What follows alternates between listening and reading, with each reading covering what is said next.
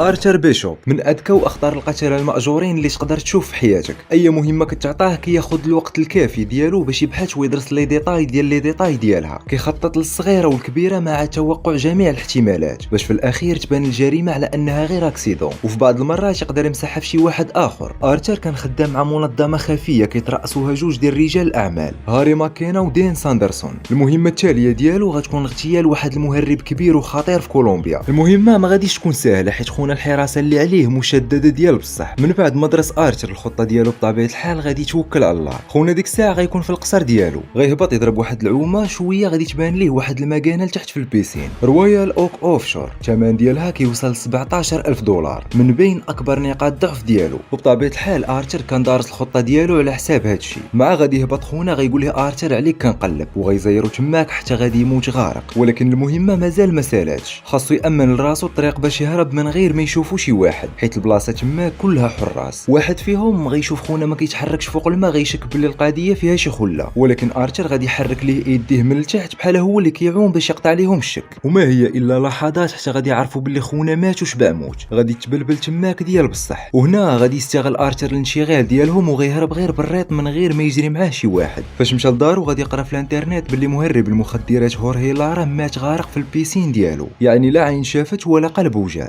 من بعد ارثر غادي يتلاقى مع هاري ماكينا اللي ديجا ذكرناه، عشيرو وواحد من الناس اللي كيكلفوه بلي ميسيون ديالو، وهو نفسه اللي كان مكلفو بالمهمه الاخرى اللي شفنا. غادي يجيب ليه رزقه وغيقول له انا عارف بلي المهمه صعيبه وخطيره بزاف، ولكن آلة قتل حيه بحالك ما كتصعب عليها حتى حاجه. غادي يسولو ارثر على ولده ستيفن، غيقول ليه ستيفن هو ستيفن معكاز وفاشل في حياته، عاطيها غير الصهير والشراب وما باغي يدير حتى حاجه، وديما كيجيب ليه غير المشاكل. من بعد ما خدا الباي ديالو بالليل ارثر غادي يمشي لواحد البار يبدل الجو شويه، تماك غادي يتلاقى مع البيوكاسه ديالو. من بعد ليله غير كضحك ارثر غادي يرجع للخدمه عاوتاني، وهو كيقلب في اعلان المهمات ديال المنظمه اللي خدام معاها غيلقاهم باللي مكلفينه بواحد المهمه جديده، والصدمه فاش غيلقى التارجت او الهدف هو عشيرو هاري ماكينا. ارثر ما غيفهم والو، غيعيط للمنظمه وغيقول لهم باللي كاين شي غلط في اعلان المهمه الاخر، ولكن غادي ياكدوا ليه باللي الاعلان صحيح وما فيه حتى غلط. هنا ارثر غيطلب اجتماع مع رئيس المنظمه باش يفهم البلان. بالفعل غيصيفطوا ليه طياره خاصه غديه حتى لعندهم. هنا ارثر غيتلاقى بدين ساندرسون اللي هو الرئيس ديالو وفي نفس الوقت شريك هاري ماكينا في البيزنس. غيقول ليه ارثر جيني فاصل لاماس، علاش باغي تقتل هاري؟ قال ليه باللي 6 شهور قبل عقدوا واحد الصفقه مهوره باش يقتلوا واحد تاجر مخدرات مشهور في جنوب افريقيا. صيفطوا 5 من احسن القتله عندهم لهاد المهمه، ولكن فاش وصلوا لقاو العدو كيتسنى فيهم وصفاوها ليهم كاملين. هنا ارثر غيعرف واحد خونا من هادوك الخمسه اللي ماتوا سميتو سيباستيان، وعقلوا معايا مزيان على هاد خونا. غيقول ليه باللي انت عارف سيستم الخدمه ديالنا، جوج الناس هما اللي كيعرفوا لي ديتاي ديال اي مهمه، وجوج هما اللي كانوا عارفين لي ديتاي ديال هاد الميسيون، هو وهاري ماكينا. يعني هاري هو اللي غدر بيهم وخسرهم ملايين الدولارات. وغيتاكدوا من هاد الشيء فاش غيلقاو مؤخرا واحد الفيرسمون القيمه ديالها 20 مليون دولار تفيرسات من جنوب افريقيا للكونت ديال هاري. غيقول ليه ارثر باللي يقدر يكون وقع غير شي سوء تفاهم وصافي، وحتى الا كان هاد الشيء بصح فراه غيهضر مع هاري باش يرجع الفلوس ومريضنا ما عنده باس. غيقول ليه شوف انا عارف باللي هاري عشيرك وما دوزتوش القليل، ولكن بيزنس اتس بيزنس، غادي نعطيك 48 ساعه باش تنفذ المهمه، والا غادي نصيفط واحد اخر في بلاصتك. في ديك الليله ارثر ما غاديش يجيه النعاس وغيبقى الليل كامل وهو كيفكر، ولكن في الاخير خدا القرار ديالو. غادي يعيط لهاري وغيقول له باللي المنظمه باغا تقتلو، وغيأكد عليه باللي خاصو يخرج من تماك في اسرع وقت، وهو غادي يعطيه التعليمات اللازمه باش يخرج من تماك بامان. تعليمات كالتالي: غتاخذ مقص ولا شي حاجه وغطيح الضوء على الطاج اللي انت فيه باش حتى واحد ما يشوفك في الكاميرا وانت هربان. في الجهه الثانيه من نفس الطاج كاين واحد السنسور هيدروليكي ما كيخدمش بالضوء، عندك 18 سكوند باش تهبط به لاكاف. تماك غتلقى واحد الممر خاوي ما كيستعملو حتى واحد، يعني ما فيه لا كاميرات لا والو. غتهبط معاه ديريكت للباركينغ ديال الموبل الثاني، تماك غادي تلقى الطوموبيل ديالك. وبالفعل كيف ما كتشوفوا هاري غادي يتبع التعليمات بالحرف وغيوصل للطوموبيل ديالو، ولكن غادي يلقاها محلوله والجاج مفرقع. في ديك اللحظه غادي يخرج عشيرنا. هنا هاري غادي يتاكد باللي جا الفخ ديالو برجليه واخا ما كيمشيش. ارثر استغل الثقه ديال هاري وخلاه يتبع التعليمات باش ينفذ الخطه ديالو بكل سهوله. هاري وهو كيضحك غيقول ليه عشت اكثر من 70 عام في حياتي ما عمري عمر شي واحد ضحك عليا بحال ما هكا، خليتيني نبطل الحراسه ديالي براسي، قطعت الضوء على الكاميرات باش حتى واحد من الحراس ديالي ما يشوفني وانا خارج، وفرقعتي الجاج ديال الطوموبيل باش يبان باللي الشفاره ديال الطوموبيلات هما اللي قتلوني ماشي انت. في ديك اللحظه غادي يجبد هاري الفردي ديالو وغيقول ارثر ما تخافش، غادي نزيد غير شويه ديال الاكشن في الموت ديالي. غيتيري في الطوموبيل ديالو 3 تيريات وغيعطي الفردي لارثر باش يبان باللي كان مشابك مع اللي بغى يسرق الطوموبيل، ولكن في الاخر خدا ليه الفردي ديالو وقتلو به. غياخد ارثر الفردي وغيقول ليه كانت عندك الفرصه علاش ما قتلتينيش. غيقول ليه الا قتلتك غيصيفطو غيرك باش يقتلني، يعني بجميع الحالات انا ميت، اللهم في المقربين اولى. موراها ديريكت غيتيري فيه ارثر وغيقتلو. بسبب تأنيب الضمير ارثر ما غاديش يجي النعاس بالليل. في اليوم التالي ومن بعد الدفن ديال هاري، ارثر غادي يتلاقى مع والده ستيفن في المقبره، غيطلب منه باش يوصلوا للدار ديال باه وغيقول ليه باللي ما خلى ليه حتى حاجه، لي كونط بونكير ديالو خاويين، حتى الدار والطوموبيل غتحجز عليهم البنك. غيسولوا ارثر فين غادي يمشي، غيقول ليه ما عارفش، ولكن كيفكر يمشي يقلب على هذا اللي قتل باه وينتقم منه، حيت يحسب ليه باللي شي واحد من الشفاره ديال الطوموبيلات هو اللي قتل ليه باه. بالليل ستيفن من بعد ما عرقها شراب دخل في واحد الحاله هيستيريه خايبه بزاف، لدرجه انه خدا الفردي ديالو وبدا كيشتت ليا في اي حاجه جات قدامه. من بعد غيركب الطوموبيل وغيغيرها من تماك، وهو كيفتخ في واحد الجوان وقف عليه واحد من شفاره ديال الطوموبيلات. غيقول له ستيفن عليك كنقلب الفريده انت اللي قتلتيه، وغيخلي ضاربوه ديال بصح. وقبل ما يقتلو غادي يخرج ليه ارثر، غيحيد ليه الفردي وغيقول ليه على الاقل الا بغيتي تقتل شي واحد ما تخليش شي اثر موراك، حيت غدا غادي تلقى راسك في الحبس. غيركبو في الطوموبيل ديالو وغيقول ليه حيد عليا من هنا.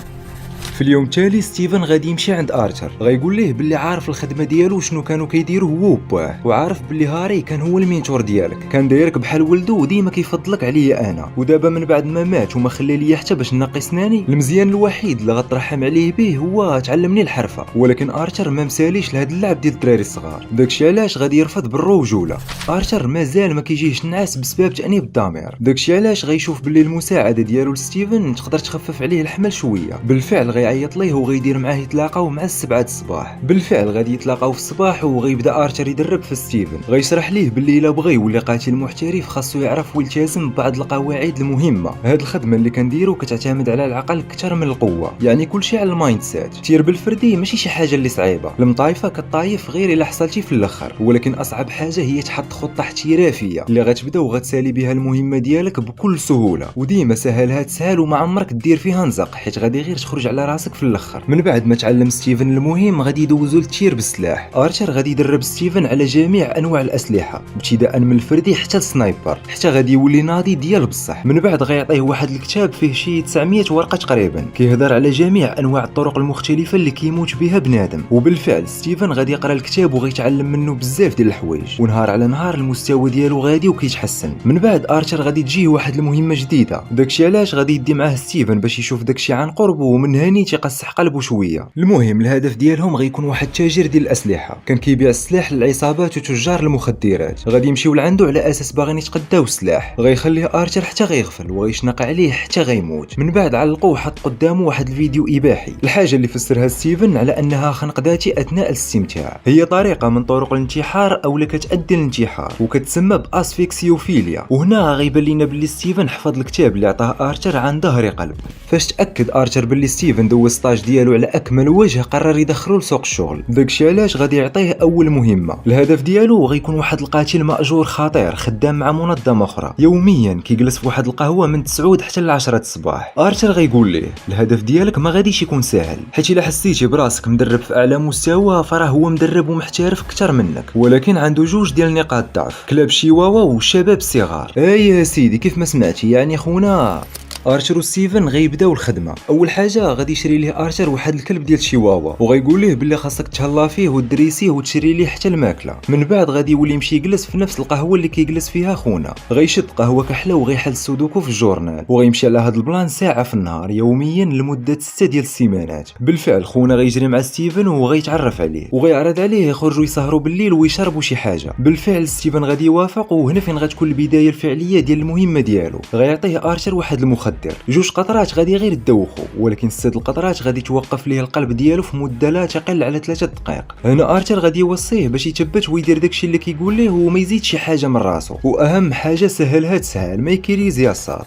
بالفعل غيتلاقاو وغيشربوا بجوج. واحد شويه اخونا غينوض باش يزيدهم شي مشروب، وهنا الفرصه ديال ستيفن غادي يجبد السم اللي عطاه ارثر، ولكن عوض ما يديرو في الكاس ويكمل المهمه ديالو هنا قال لك لا سيدي حتى انا باغي نعيش الاكشن بحال ارثر. نسى بلي خونا اللي معاه قاتل ماجور محترف فيه 2 متر والوزن ديالو اكثر من 230 كيلوغرام، ولكن ستيفن تاق في راسو بزاف ورجع السم لجيبو. صافي من بعد السهره غيمشي معاه للدار. ستيفن غيتسنى شويه حتى غتبان ليه اللحظه المناسبه، غيحيد السمطه وغيشنق عليه، ولكن ما غياكل معاه والو للاسف. خونا تبارك الله واقف على خير بحال شي حائط، غادي يمرد خو ديال بصح ما خلاش شي لعيبه وما خبطوش معاها. من ظهرو غيلقى واحد الطورنوفيس تماك غيزرع فيه 3 طعنات ولكن ما غيصور والو. خونا مازال واقف، غيعاود يهز واحد الحديده وغيطيح عصبه من رجلو. مع غيطيح غيستغل ستيفن الفرصه وغيفينيشهم بصعوبه. ديك الساعه عاد هو غيجبد السم وغيحطو ليه في فمو. في ديك اللحظه ستيفن غيعرف باللي عورها وكان عليه من الاول يسمع الهضره ديال ارثر. سهلها تسهل بكل بساطه. فاش رجع غيجيب ليه ارثر الدواء وغيقول ليه كنت متاكد باللي غيوقع هادشي حيت عارفك مكلخ وكدير غا داكشي اللي كيقول لك راسك.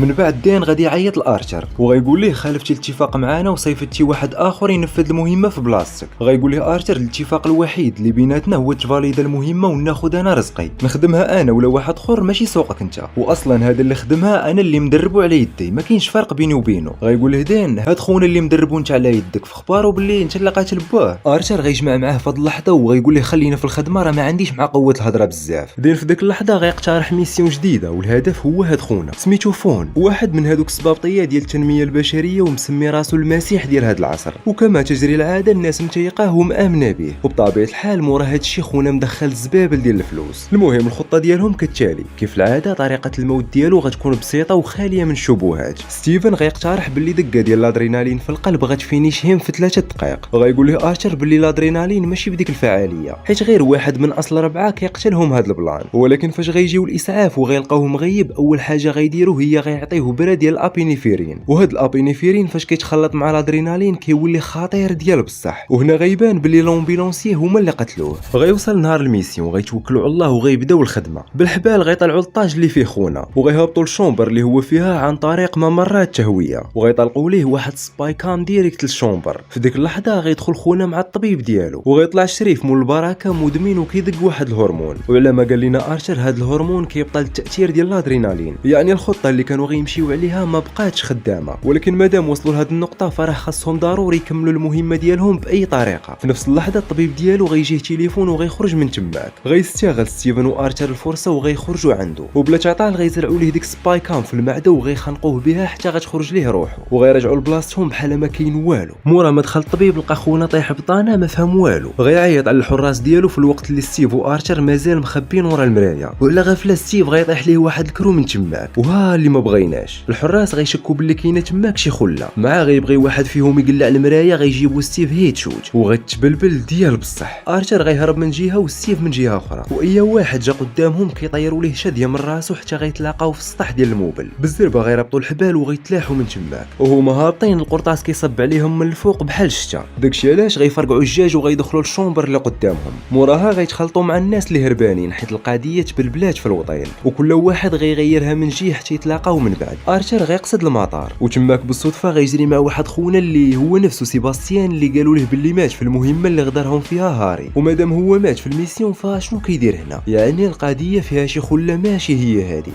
داكشي علاش غيتبعوا ارثر باش يفهم البلان، وغيبقى تابعوه حتى غيطلع للطوبيس. غيجلس حداه ارثر وغيسولو شحال ديال الوقت باش يتحرك الطوبيس. غيقول له خونا شي 15 دقيقه تقريبا، اذا هي اللي باقا لك في حياتك الا ما جاوبتينيش على هادشي اللي غنسولك عليه. وغيسولوه شنو وقع في المهمه ديال كيب تاون في جنوب افريقيا. غيقول ليه باللي خلصوني باش نقتل صحابي ونزيف الموت ديالي. هنا ارثر غادي يتاكد باللي المنظمه بيتقاتو وخلاتو يقتل صاحبو اللي ما ليه ذنب في حتى حاجه، الشيء اللي غيعصب ارثر ديال بصح وغتبلبل بيناتهم. من بعد مطايفه ما كتضحكش ارثر غيدور خونا على راسو وغيلوحو من الشرجم ديال الطوبيس فين غيتلاقى مع الطوموبيل دف وغيموت بابشع طريقه. في اليوم التالي وهو غادي للجزيره فين كاينه دارو، غادي يلقى العساس ديال الباطو ما كاينش تماك وما موالفاش ليه. ارثر غادي يعرف باللي القضيه فيها شي خله ماشي هي هذيك. بالفعل ما داش بزاف ديال الوقت باش غتوقف واحد الكاديلاك كحله وغيخرجوا منها رجال مسلحين، وهما كيقلبوا تماك غيخرج ارثر على غفله وغيبدا يزلق ليا في بنادم. من بعد ما قتلهم كاملين غياخذ التليفون ديال واحد فيهم وغيدوز النمره اللي فيه، وهنا غادي يجاوب بالذهن وغيسول الامر شنو كاين. غيقول له ارثر اللي كاين هو الرجال ديالك كاملين ماتوا، ما غادي تموت حتى انت موراهم بنفس الطريقه. غيقول له دين ماشي مشكل الا قتلتي هادوك نصيفطوا وحدين اخرين، المهم يتقضى الغرض. ارثر غيقول له ما كاينلاش انا جاي حتى لعندك. وهو في طريقه للجزيره فين ساكن غادي يعيط لستيف وغيقول له المهم الا كانوا عندك الضياف عمر ليهم اتاي وعطيهم من الحلوى اللي تحت الفوتاي. بالفعل ستيف غيجبد الفردي من التحت وغيبدا يطيح ليا في بنادم. فاش غيتلاقى مع ستيف غيسولو على هاد العصابه، غيقول له باللي ديال الباترون اللي خدام معاه دان ساندرسون. موراها غيصيفط ستيف باش يوجد الاسلحه على ما لقى شي طريقه اللي يوصل بها لهدان. فكيفاش غادي يلقاه؟ في الاجتماع الاول ديالهم بجوج الا عقلتو خونا جرى مع واحد الخاتم مليح عند الفيدور ديالو، غيعجبو وغيسولو فين نقدر نلقى شي واحد بحالو. غيقول له الفيدور ما يمكنش حيت خاصك تكون بطل العالم في شي حاجه الا بغيتي بحالو، ومادام هذا الخاتم كيكون عند فئه قليله فسهله باش يلقى هذا الفيدور. بالفعل غادي يلقاه وغيلقى حتى العنوان ديالو. ستيف هو كيوجد الاسلحه غادي يلقى تماك الفردي ديال بواه، وهنا غادي يعرف باللي ارثر هو اللي قتلو. ضرب الفردي في جيبو ودار براسو ما عارف حتى حاجه. صافي من بعد غيمشيو ديريكت للدار ديال مول الخاتم. خونا مع دخل الدار غيلقاهم كيتسناو فيه وبلا ما يعطيوه حتى فرصه فين يفهم شنو واقع. ستيف غيسبق ليه قرطاسه في رجلو وغيهدوه باللي غيقتلوا ليه عائلته قدام عينيه الا ما بغاش يقول لهم العنوان ديال دين. للاسف التردد ديالو خلى ارثر ياخذ بنته وغيشرح ليها يدها في واحد الهاشوار، الشيء اللي غيخلي بوها يقول لهم العنوان ديالو بالزربه. صافي ارثر غيطلق ليه بنته وصحه سلام. هو دار غير واحد اللحمه في الهاشوار باش يخلع بوها ويعطيهم هادشي اللي جاو على قبلو بلا تعطال. ديك الساعه غيعيط لدين اللي غيقترح عليه واحد الصفقه، هي يعطيه التريبل ديال الفلوس اللي خدا باش يقتل هاري بشرط انه يتهدن ويدخل سوق راسو. ارثر غيقول له ما كيهمونيش الفلوس انا باغيك انت. دين غيستغرب كيفاش قاتل ماجور باغي ينتقم من الناس اللي قتلهم هو، داكشي علاش غيقول له صافي وجد راسك حيت غنصيفط اللي خلي ضاربو. غيقول له ارثر طلب الله تبقى عايش حتى لديك اللحظه. فاش ضرب دين على التليفون لقى الاتصال ديالو جاي من قاعه الاجتماعات اللي كاينه في الطاج اللي فوق منه. ديك الساعه خونا غيعرف باللي وصلاتو العافيه، داكشي علاش غيعيط على لي غارد ديالو باش يهبطوه من تماك. ولكن المشكل ارثر كان غير لتحت ماشي الفوق، هو لعب في السيرفرات ديال الاتصال باش يبين لهم باللي غير حداه. هادشي كامل باش يخرجوا من الغار ديالو ويسهل عليه المهمه. يعني خونا عوض ما يهرب من ارثر هو جاي هابط عنده نيشان. ستيف غيشفر واحد الطوبيس وارثر غيثبت كاميرات في الطريق اللي غيدوز منها دين وغيبقى يتسنى فيه. معاه غيدوز من قدامه وغيعطي الطوموبيل اللي في قلبها وغيدخل في الحراس ديالو. غيخرج ليهم بواحد الرشاش ما كيتقاداش وغيبدا يشتت ليه في بنادم. غيبقاو غير جوج طوموبيلات اللي غيقلبوا الدوره باش يشدوا طريق اخرى، ولكن غيلقاو ستيف كيتسنى فيهم بالطوبيس اللي غيخرج ليا فيهم كاملين بدون تردد. وهنا غيبقى المدير سولو بلا حراسه. غيستغل ارثر الفرصه وغيدخل في الطوموبيل ديالو بكلاك وغيقلبها في البلاصه. صافي غيخرجوا لعنده وغيخبوا ليه كاع القرطاس في راسو. وهنا غتسالي المهمه وارثر غياخذ الانتقام ديالو بلا ما يعرف باللي ستيف مازال ما انتقم. وهما شادين الطريق ارثر غيقول ستيف باللي خاصهم يغبروا ويبعدوا شويه من حياه القتل والاغتيال، ولكن ستيف غيرفض حيت هو باغي يكمل في الطريق بوحدو. غيوقفوا في واحد ستاسيون باش يديروا ليسونس، وهنا ارثر غيجري مع الفردي ديال هاري ماكينه في الجيب ديال ولدو فاش بغى ينزل وغيعرفوا باللي عرف الحقيقه. غيهبط ستيف وغيبغي زعما يدير ليسونس ولكن غيخلي على الريزيرفوار وغيبدا يخوي في جنب الطوموبيل. ارثر كان جاري مع البلان كامل ولكن بقى مكالمي بدون اي ردة فعل. ستيف معاه غيدور مع الدوره غيجبد الفردي ديال بواه وغيتيري في الطوموبيل وغتفرقع الدنيا بكاع اللي فيها. ستيف غيرجع للدار ديال ارثر، خدم الموسيقى اللي كان قال ليه ارثر ما تقربش ليها، ورجع للكراج خد الطوموبيل اللي قال ليه ارثر حتى هي ما تقربش ليها. ارثر كان عارف العيب ديال ستيف اللي هو التمرد وديما كيدير عكس داكشي اللي كيتطلب منه. المهم غيديماري الحديده وغيمشي، وهو غادي غيلقى واحد الورقه فيها رساله من ارثر قال ليه الا شفتي هذا الميساج عرف راسك في عداد الاموات، تحياتي ارثر بيشوب. ستيف غيبدا يضحك حيت كان متاكد باللي ارثر ميت. ثواني قليله ستيف غادي يموت، ومن بعد ما سالات الموسيقى اللي طلق في الدار غادي تشعل العافيه، حيت ارثر اللي كان مريقل ومخطط لهذا الشيء كامل وكان داير بحساب هاد النهار غادي يجي، الدار كلها غتحرق، وبهذه الطريقه ما بقى حتى شي دليل على داكشي اللي كان كيدير ارثر. وبالنسبه للموت ديالو فمني جاو البوليس يحققوا في الانفجار لقاوه خرج في اخر لحظه قبل ما تفرقع الطوموبيل. هادشي علاش قلت لكم في الاول باللي خونا اخطر قاتل تقدر تشوف في حياتك، قتل الرؤساء ديال المنظمه الاجراميه اللي كان خدام فيها، وقتل حتى الولد ديال واحد منهم من بعد ما دربوه وعلموا الحرفه مزيان، من بعد محى جميع الادله اللي كتثبت انه قاتل ماجور. يعني خونا غادي يبدا نيو لايف بحال غيتزاد من جديد.